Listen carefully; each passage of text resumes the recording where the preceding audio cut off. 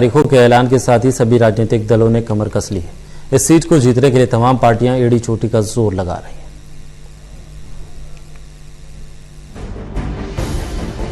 हरियाणा के बड़ौदा में होने वाले चुनाव की तारीख का ऐलान कर दिया गया है। प्रदेश की तमाम पार्टियां चुनाव को लेकर मैदान में उतर चुकी है। सभी अपनी अपनी जीत का दावा कर रहे हैं, लेकिन जहां बीजेपी जेजेपी गठबंधन है, तो वहीं दूसरी तरफ इनेलो भी जीत का दावा ठोक रही है। हरियाणा राज्य के गठन होने के बाद पहली बार यहां 1967 में विधानसभा चुनाव हुए थे।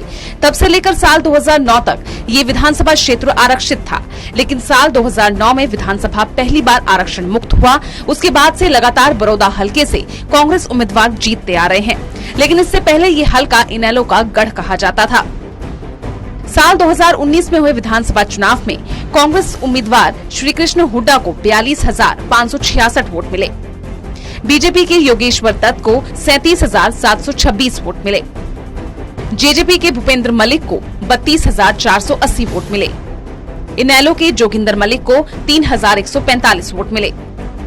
वहीं 2019 लोकसभा चुनाव में कांग्रेस के भूपेंद्र सिंह हुड्डा को 65,689 वोट मिले। बीजेपी के रमेश चंद्र कौशिक को 48,941 वोट मिले। जेजेपी के दिग्विजय चौटाला को 6,134 वोटों से ही संतुष्ट होना पड़ा। 76 साल के श्री कृष्ण हुड्डा मूलतः किलोई विधानसभा क्षेत्र के खिड़वाली गांव के थे। वो 1987 में पहली बार इसी किलोई हलके से विधायक बने। किलोई से ही वो दूसरी बार 1996 और तीसरी बार 2005 में विधायक निर्वाचित हुए।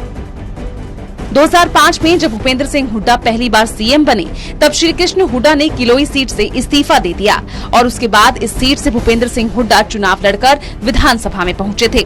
भूपेंद्र सिंह हुड्डा ने किलोई सीट के त्याग का श्री कृष्ण हुड्डा को शानदार राजनीतिक इनाम दिया। अपना अटूट गढ़ माने जाने वाले गोहाना के बड़ौदा हलके से भूपेंद्र सिंह हुड्डा ने लगातार 3 बार श्री कृष्ण हुड्डा को विधानसभा में प्रवेश दिलवाया। श्री कृष्ण हुड्डा 2009, 2014 और 2019 के लगातार 3 विधानसभा चुनावों में जीत दर्ज कर विजय की हैट्रिक बना चुके हैं। बड़ौदा विधानसभा में कुल 1,78,250 मतदाता हैं। वहीं अगर जातीय समीकरण की बात करें तो इस हलके में सबसे ज्यादा जाट वोटर्स हैं। कहा जाता है कि जाट वोटर्स अकेले ही इस सीट पर जीत हार का फैसला कर सकते हैं। इस बात का अंदाजा आप इसी बात से लगा सकते हैं कि बड़ौदा विधानसभा क्षेत्र में 90 से 95,000 जाट वोटर हैं। ब्राह्मण वोटर्स की संख्या 20,000 है। करीब 30,000 बैकवर्ड वोटर्स हैं। इस सीट पर करीब 18,000 हरिजन वोटर्स हैं और इसी सीट पर अदर वोटर्स 10,000 हैं। ऐसे चुनाव की तारीखों का ऐलान होते ही सभी पार्टियां सक्रिय हो गई हैं। एक तरफ जहां बीजेपी दशकों पुराने अपने वनवास को खत्म करना चाहती है, तो वहीं कांग्रेस अपने इस गढ़ को बचाए रखने के लिए जी जान से कोशिश में जुट गई है। जबकि इनेलो भी दशकों बाद इस सीट पर कब्जा करने के लिए वोटर्स को लुभाने की जमकर कोशिश कर रही है। अब ऐसे में ये देखना बेहद दिलचस्प होगा कि यहाँ की जनता किसे अपना आशीर्वाद देती है। बहरहाल जो भी हो, लेकिन इस सीट पर सियासी लड़ाई बेहद ही दिलचस्प हो गई है। बड़ौदा से टोटल न्यूज के लिए सुनील जिंदल की रिपोर्ट।